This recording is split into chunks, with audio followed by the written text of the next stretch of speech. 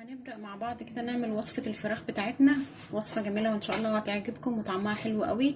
هنبتدي كده على طول ندخل كده في الطريقة دي. عندي بصلتين كبار عاملاهم في الكبة. هحط عليهم توم باودر شوية صغيرين، هضيفهم بقى كلهم. وهحط بصل باودر. يا جماعه البصل والثوم ده يمكن انتوا بتقولوا انا بكتر شويه في البهارات، بس بصراحه البهارات هي اللي بتدي للتتبيلات الطعم الجميل اللي انتوا بتشوفوه في المطاعم وبره ده. حط شويه كمون صغيرين. مفيش بيت النهارده يخلى من البهارات دي كلها، لان بصراحه يعني بتفرق في الطعم وفي الاكل جامد قوي. شويه كركم. عندي ملح، معلقتين ملح كده صغيرين طبعا مش كتير. وهحط فلفل اسود معلقه صغيره. وهحط بابريكا.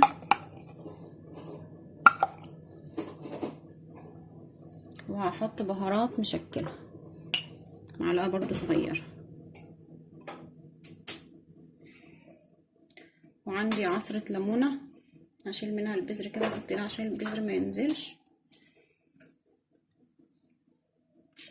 طبعا عصره الليمونه دي بتشيل الزفاره وبتشيل اي ريحه مش مظبوطه قوي في الفراخ بتاعتي.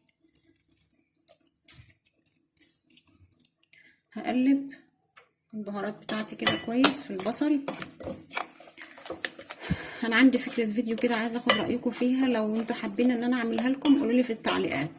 يعني احنا عندنا مثلا بنوته كده، بنتنا لسه متجوزه جديد ومش عارفه الطبخ، مش عارفه برضو خبره في الطبخ قوي، فما بتبقاش عارفه مثلا كل صنف من الاكل بيتحط فيه بهارات ايه.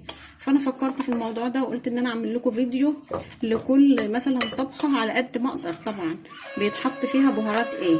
يعني مثلا يعني عندي بهارات كتير وبستعملها، بس مش كل البهارات تنفع تتحط في كل الاكل.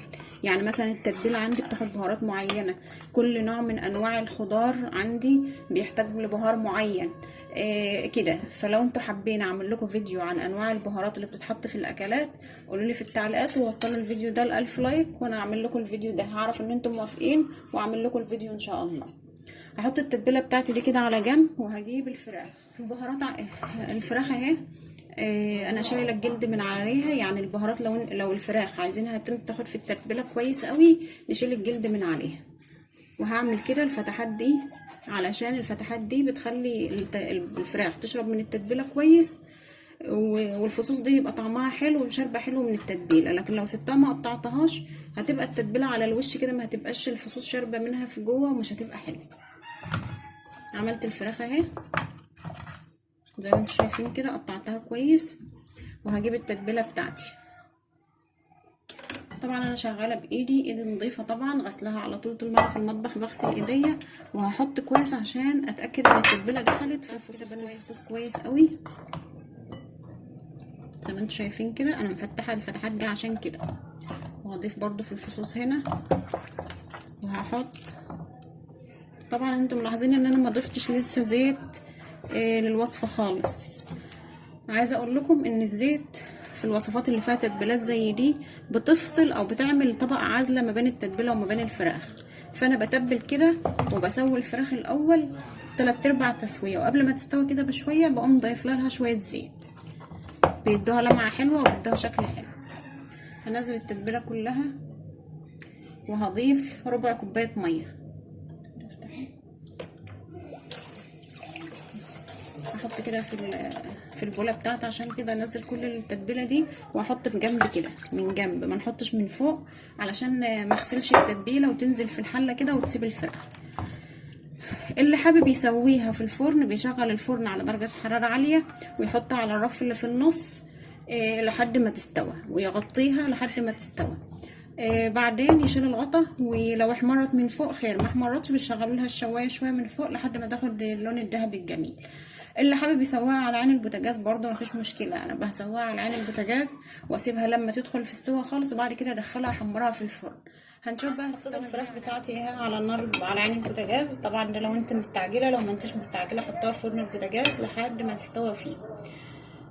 حطيتها على نار عاليه وساعه بس ما تبتدي ان هي تغلي كده. طبعا ما حطيتش ميه كتير لان هي هتنزل ميتها والبصل هينزل ميته وهتستوي فيه. هغطيها بقى واسيبها على نار عاليه ولحد ما تقرب تستوي كده. هوريلكم شكلها ايه قبل ما ادخلها الفرن. هغطيها واسيبها تكمل. شايفين الفراخ بتاعتنا هنا قلت لكم هسويها على عين البوتاجاز، استوت والله وجابت بقت جميله قوي. هطلعها بقى في صينيه، علشان زي ما انتم شايفين هي ما احمرتش. هطلعها في صينيه كده وهحمرها بقى تحت الشوايه. هحطها في صينيه كده تكون بتدخل الفرن كده زي ما انتم شايفين. والله شايفين هي اصلا محمريه ومستويه وجميله ازاي. بس انا طبعا هزيد تحميرها شويه في الفرن علشان تبقى حلوه. شايفين الصوص اللي انتوا شايفينه ده؟ طبعا ده مش هيترمي، ده طعمه جميل تحفه بجد. فطبعا هيتاكل به المكرونه، هيبقى جنب المكرونه، لان انا عامله المكرونه الفراخ جنبها مكرونه. الفيديو بتاعها هينزل قبل فيديو الفراخ ان شاء الله. هاخد شويه من الصوص دول واحط كده على الفراخ بتاعتي.